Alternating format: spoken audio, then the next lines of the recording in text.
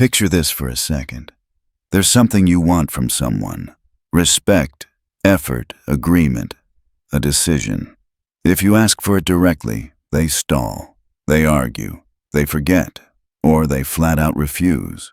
But then there are people who somehow get others to do exactly what they want, while making it look like it was the other person's brilliant idea. That isn't luck. That isn't charisma.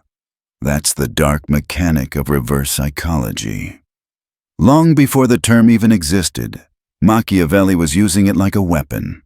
He understood something most people still don't get.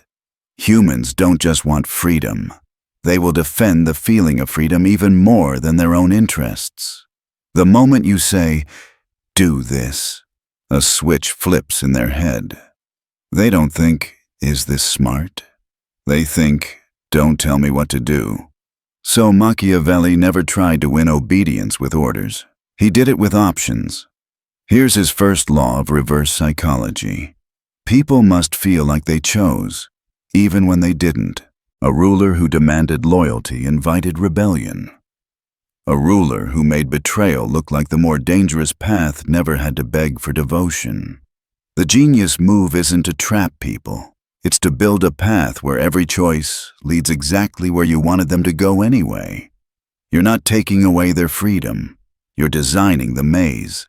So instead of saying, "Do this," you say something like, "You're free to handle it however you think is best." But people who choose that option usually end up looking unreliable. You didn't command anything.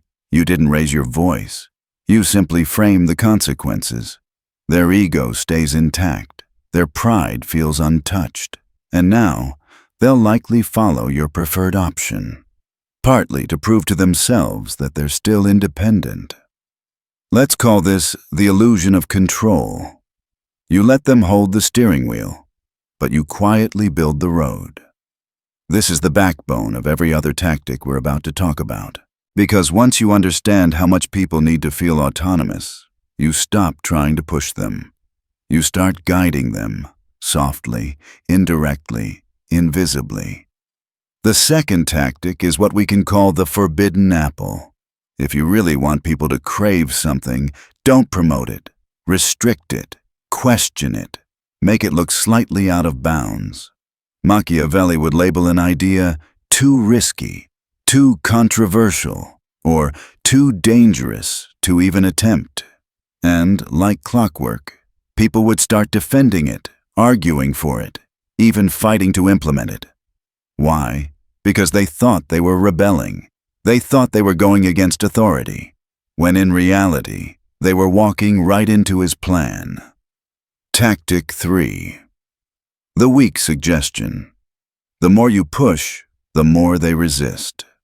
So you don't push. You plant. Instead of declaring, "This is the best way," you say something like, "Maybe this isn't the perfect solution, but it might just solve the problem." That kind of sentence slides past their defenses. It doesn't sound like control. It sounds like curiosity. And once they're curious, they'll start turning the idea over in their own mind. And very soon, they'll be the ones selling you on it. Because here's the twisted little secret. People don't really trust your ideas. They trust their own. Which leads to the next tactic, the echo technique. When someone says, "I think we should wait," you don't fight them with your opinion. You echo theirs, but upgraded. "You're right. Waiting could make us look more strategic." Now it's still their idea, but with your perspective baked into it. Later, when they repeat it, they'll have no idea they're quoting you. Fifth, pretended indifference. Want to make someone chase harder? Act like you don't need what they're offering. Nothing awakens desire, respect, or urgency like someone who seems completely unmoved. When you appear detached in relationships, at work, in negotiation, the emotional balance flips. You stop looking like the one who needs something, and suddenly they're the one wondering, why aren't they reacting? Why don't they care? That's when they start leaning in. Machiavelli mastered this. He made others believe they were earning his favor while he was the one quietly setting the pace. People chase what doesn't chase them. That's as true in politics as it is in dating, friendships, or business. Now we get to the reverse threat. Instead of saying, "If you do this, I'll be angry," you say, "Do what you think is best. I'll adapt." On the surface, that sounds weak. In reality, it's unsettling, because now they have to sit with your calm. They have to question why you aren't fighting back, why you're not trying to stop them. That silence in your reaction forces them to think 3 times harder about their move than any angry outburst would. Then there's the mirror trap, not mirroring words, but mirroring emotion. When they get defensive, you don't argue. You get quieter. When they're calm, you open up. When they escalate, you go still. Human beings are wired to trust what feels like them. By reflecting their emotional tone with just a slight delay, you start to feel strangely familiar, safe, aligned even when you're not. And once trust enters the room, control isn't far behind. All of these tactics build toward one brutal conclusion. People aren't moved by logic first. They're moved by pride. You don't argue with their ego. You recruit it. You make their self-image do the work for you. And once you understand that, reverse psychology stops looking like a trick and starts looking like what it really is, a quiet, invisible form of domination. Let's keep going. Because once Machiavelli understood that pride was the engine behind most human behavior, he built some of his most devastating tactics around it.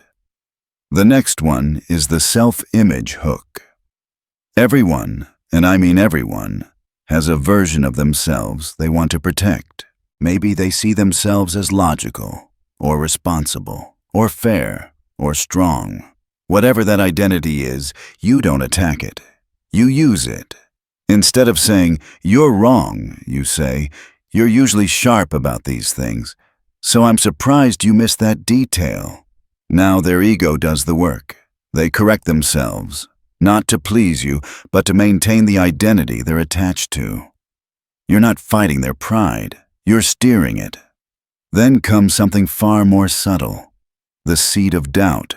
You don't argue, you don't debate. You simply plant one tiny question that makes them argue with themselves. Are you sure that's what happened? Interesting. I heard something different. That's it. You didn't confront them. You didn't challenge their intelligence. You simply let their certainty crack. Once someone starts doubting their own stance, they're halfway to adopting yours, and they'll think it was their idea. Now let's talk about one of Machiavelli's favorite traps, strategic surrender. Sometimes the smartest way to win is to lose. When you pretend to give someone the upper hand, they relax, they feel victorious, and victory makes people reckless, overconfident, unaware. Machiavelli would step back just enough for others to feel superior, then steer them from the shadows. If you ever meet someone impossible to convince, agree with them once, sincerely and without resistance. You'll be shocked how fast they soften to your direction afterward. Then we reach the contrast principle. To make something look good, you show something worse. You don't push your plan. You push the consequences of the alternative. That's why politicians don't just promote what they want. They paint the opposing option as chaos, danger, or disaster. Machiavelli weaponized contrast. He would make loyalty look heroic by making betrayal look suicidal. Make peace look intelligent by making war look insane. You don't guide the choice, you guide the comparison. Now for a classic Machiavellian weapon, the silence game. People are terrified of silence. They'll fill it with excuses, explanations, or confessions. They'll reveal things they shouldn't.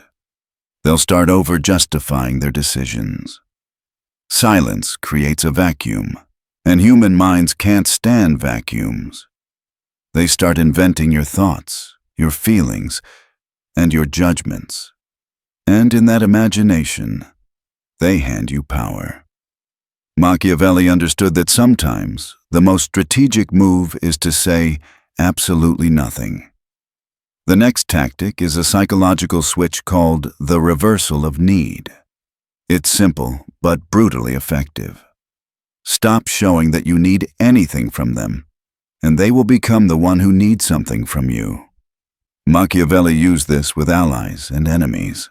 By acting unbothered, detached, even indifferent, he made others assume he was the prize. He gave them the illusion of power while making their success secretly depend on him. People don't realize how addictive dependence becomes, especially when it feels voluntary. Then we get into one of the most seductive tools of reverse psychology: suggestive defiance. Say to someone, "You probably wouldn't understand." Watch how fast they try to prove you wrong. Say, "This might be too challenging for most people." Suddenly, they want to take it on. The trick isn't to insult them. It's to gently challenge the identity they're proudest of. Pride makes people fix what you never directly criticized. But all these techniques point back to one central truth. People think they're rational, but pride makes most of their decisions for them. Machiavelli mastered this. He didn't manipulate pride. He navigated it. He understood that if you let people feel clever, independent, respected, or rebellious, they will willingly walk in whatever direction you've already prepared. And here's where reverse psychology becomes even more dangerous. The moment people feel they're winning against you, their guard drops. That's what Machiavelli used to his advantage through something he called the illusion of victory. He allowed others to think they'd outsmarted him. He let them feel in control, because the moment someone thinks they've won, they stop analyzing. They stop resisting. They stop questioning. And that's when influence slides in unnoticed. Let's bring this into modern life. If you want someone to choose the path you want, don't command it. Don't argue for it. Ask questions that lead there naturally. Wouldn't it be smarter to wait a week? Is this the best time to commit? Do we have enough information yet? You didn't give instructions. You created boundaries. You framed the available options in a way that makes one path feel smarter than the others. That's the power of framing. You're not controlling the person. You're controlling the context. Then there's one of the most underestimated Machiavellian strategies: false opposition. This is when you let people believe they're resisting you, while actually helping you. Two people argue about their differences, unaware that the argument itself is driving them toward exactly the outcome you want. Machiavelli didn't win debates. He crafted conditions where the debate didn't matter, because every result favored him. And that is the real heart of reverse psychology. You don't force people to move. You make them want to, or better yet, make them defend the exact move you planted in their mind. Now we enter one of Machiavelli's most dangerous psychological snares, the one he used to control people without ever giving a direct command. It's called the ego trap, and it works like this. You give someone a compliment that isn't really a compliment. Something like, "I know you're too logical to let emotions influence you." Sounds flattering, right? But now they're trapped. They have to act emotionless, even if their instincts are screaming at them, just to protect the identity you handed them. You didn't force them to behave a certain way. You got their ego to do it for you. Reverse psychology doesn't push people. It pulls them by their pride. And Machiavelli didn't stop there. When he wanted loyalty, he didn't demand it. He challenged it. He knew something we often forget. People value what they choose voluntarily far more than what they're ordered to do. So instead of asking for devotion, he'd create situations where his allies prove their loyalty themselves. Once someone sacrifices for you, supports you, or defends you of their own free will, they become psychologically invested. They'll keep defending that choice just to avoid feeling inconsistent. This is the law of the void, the power of absence. When you stop giving someone the attention or validation they expect, they rush to fill the empty space. They work harder. They try to impress you. They try to win you back. Absence is not a lack of action. It is an action one that generates obsession. Next, we move into controlled contradiction, one of Machiavelli's most unpredictable tactics. You don't act the same way twice. You're warm one moment, then cold. Attentive, then detached. Supportive, then neutral. You're not being chaotic, you're being unreadable. Humans crave patterns. When they can't find one, they shift into caution mode. They start watching you more closely, trying to decode your behavior, and that uncertainty makes them compliant. They want to avoid upsetting you because they can't predict what will happen if they do. But here's the catch. Reverse psychology only works when you don't overuse it. Too much cleverness exposes itself. Too much distance becomes suspicious. Machiavelli understood something essential. Influence should feel natural. That's why he relied on what we now call the half-life effect, giving just enough sincerity to make your subtle manipulations feel authentic. You don't pretend to care. You do care. You just control how much of that caring is visible. This leads to one of the most strategic and counterintuitive tools: reverse desire. Instead of chasing what you want, you make it seem inconvenient, undesired, or burdensome. If you want someone's attention, don't ask for it. Act like it would complicate your life. People chase what resists them. They value what seems scarce. When you appear satisfied without something they know you should want, it makes them curious, then competitive, then obsessed. Another tactic Machiavelli used is what we can call surrendered will. When you agree with someone completely, almost too quickly, something strange happens. They start doubting themselves. Humans expect resistance in disagreements. When they get none, their mind becomes suspicious. Why is this so easy? Am I missing something? By leaning into their view without question, you make them reconsider their position voluntarily. Their own logic collapses under its own weight, all while you remain perfectly polite. Then there's the psychological gut punch known as the slow withdrawal. You don't disappear suddenly. You fade. You give consistent attention, validation, excitement, then gradually remove it. The brain hates unpredictability. It starts replaying past moments, trying to solve the mystery. And the more someone tries to make sense of your behavior, the deeper they fall into your influence. Reverse psychology isn't always loud. Sometimes it's silent obsession. But Machiavelli warned about one huge danger. If you use these tactics purely for ego, they eventually consume you. The art isn't in tricking others. It's in understanding the invisible forces driving them. The moment you become addicted to manipulation, you lose clarity, you lose awareness, you become predictable. And predictability is death in psychological strategy. The real mastery is in knowing when to apply influence and when to step back. So how do you use all of this without becoming deceitful?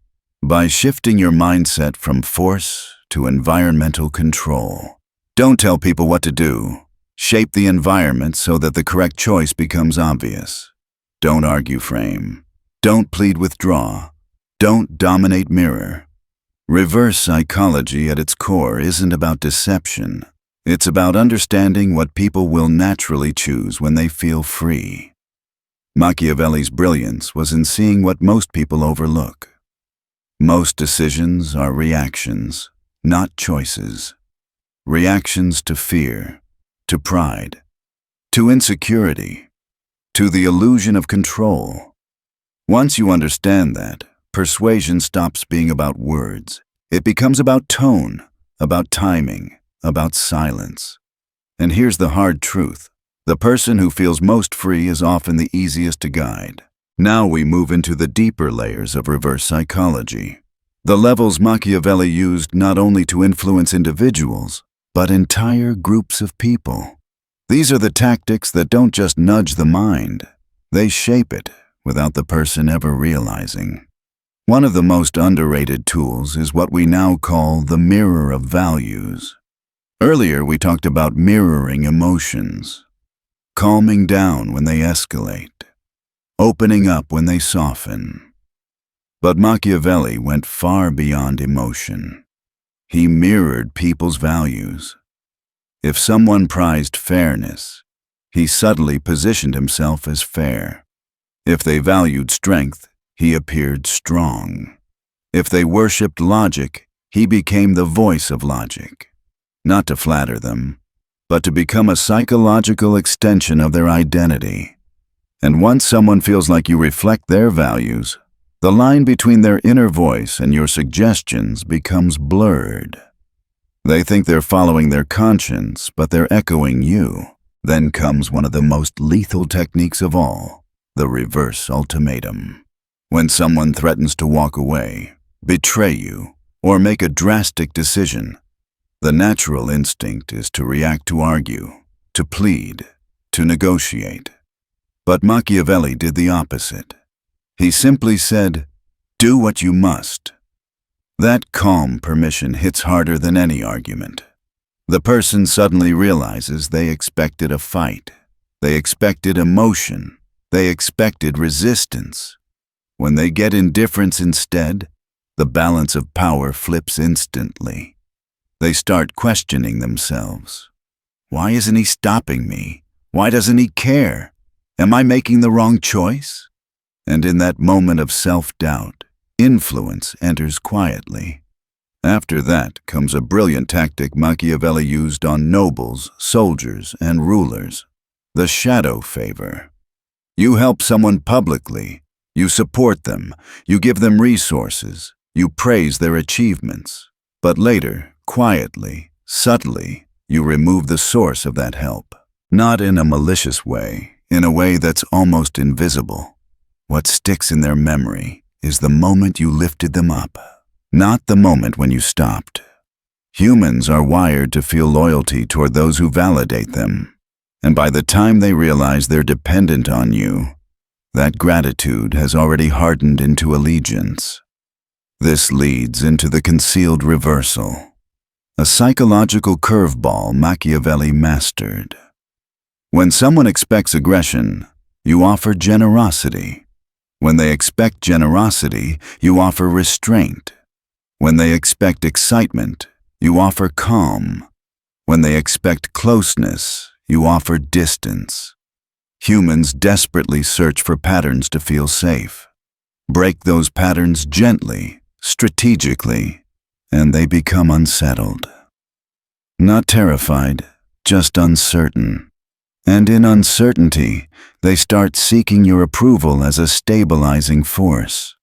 They try to please you, to predict you, to understand you.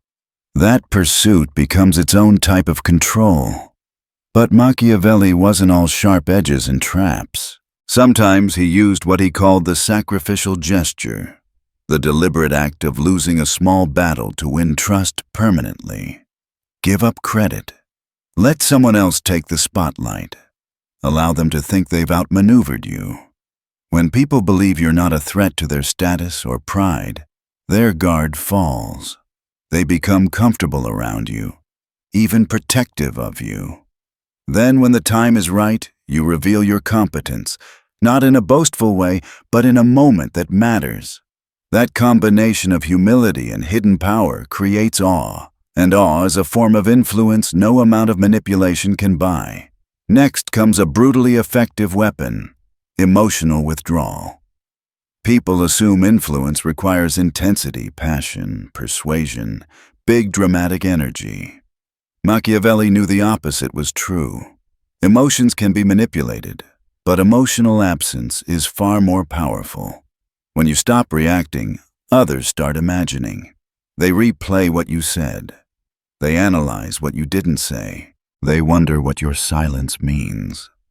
And the human mind fills silence with fear, desire, guilt, curiosity, whatever hurts most. You never told them what to think. They project it onto you. Stillness becomes psychological gravity. Then we arrive at one of the most advanced principles, psychological Aikido. Reverse psychology isn't about fighting force with force. It's about redirecting it. When someone becomes emotional, you don't challenge them. You step aside and let the momentum carry them. When someone pushes, you don't push back. You let them overextend. When someone wants to prove something, you give them space to win. Machiavelli understood people are constantly trying to convince themselves of something. If you let them continue in that direction, they'll often reach the conclusion you want it all on their own. But here's the twist Machiavelli considered his highest insight. The ultimate form of reverse psychology is not needing reverse psychology at all. When you fully understand human pride, fear, desire, and ego, you don't need to manipulate anyone. You naturally become calm, detached, strategic. And people feel that difference. They sense the stability in you, the clarity, the quiet confidence. Suddenly they want your approval. They want your guidance. They want your presence not because you asked, but because you made it scarce, measured, intentional. This is what he called the quiet crown, the type of power that doesn't raise its voice, doesn't announce itself, and doesn't chase anyone. It's the kind of presence that shapes the environment just by existing in it. People lean toward it without knowing why. That leads to another brilliant tactic, the gift of autonomy. If you want someone to invest in your plan, let them modify it. Let them add a small detail, adjust a line, tweak an idea. The moment someone puts their fingerprints on your strategy, they become emotionally attached to it. They'll defend it, they'll protect it, they'll execute it with passion because they believe they helped create it. Machiavelli didn't dominate people by stealing their ideas. He empowered them to feel ownership while he quietly guided the bigger picture. Then we enter the reverse flaw. This is where you admit a weakness that doesn't actually weaken you. I'm not great with small details, so I'm relying on your precision here. That statement does three things at once. It flatters them, it gives them responsibility, and it makes them feel needed.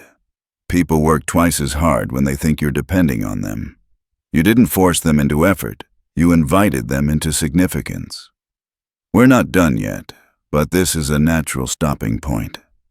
We've now reached the highest level of Machiavelli's reverse psychology, the tier where influence becomes subtle, quiet, and nearly invisible.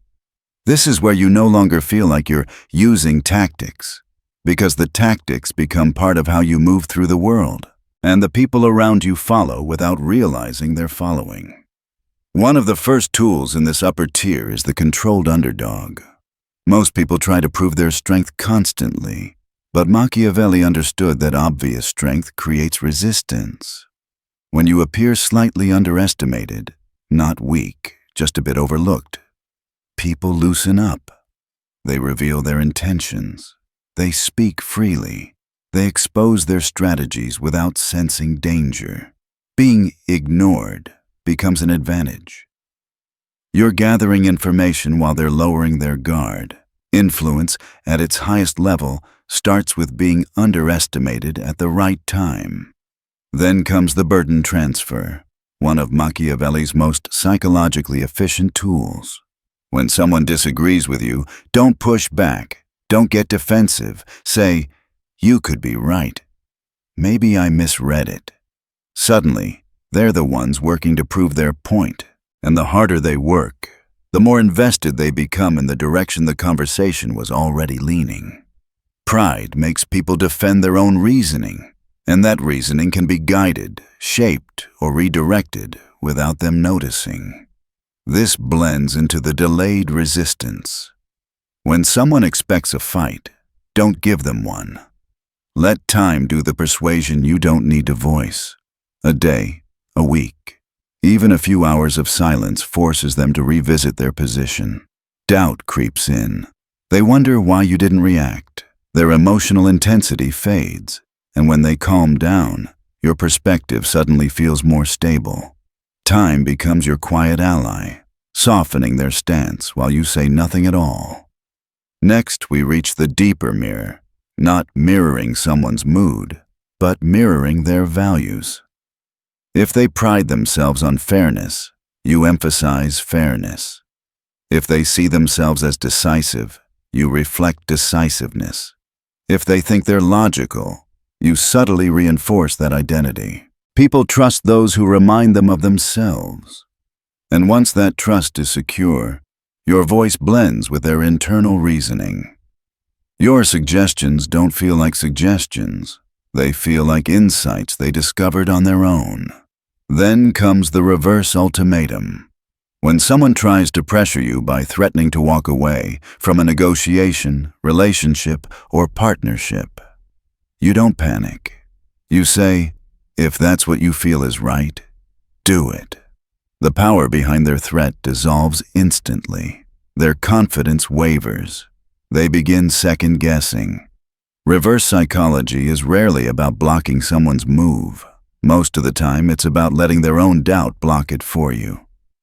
Another technique Machiavelli used masterfully is shadow dependency. You help others, support their ideas, open doors for them, not in a controlling way, but in a foundational way. Over time, they associate success, clarity, or direction with your presence. Even when you step back, the emotional imprint remains. People stay loyal to the memory of being empowered. Gratitude quietly transforms into reliance. Now we reach the concealed equilibrium, maintaining just enough unpredictability that people stay attentive, but not so much that they feel unsafe. A day of warmth, then a day of neutrality, a moment of openness, then a moment of stillness. This controlled inconsistency makes people calibrate themselves to you. They want to stay in your good graces, so they pay attention. They behave carefully. Predictability gives others comfort. Mild unpredictability gives you influence. Then there's the sacrificial retreat, stepping back on purpose, letting someone else take the spotlight, allowing them to feel victorious. When you retreat strategically, people show their real priorities, their weaknesses, their ambitions.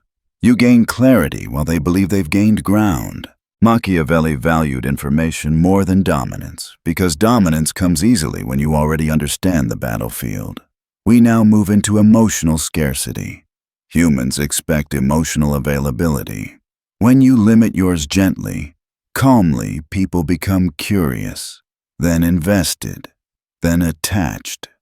Emotional scarcity doesn't mean being cold. It means not being endlessly accessible. When your attention has weight, people work to earn it. All of this builds toward Machiavelli's highest form of influence: unspoken power. You don't argue. You don't chase. You don't force. Your calm becomes authority.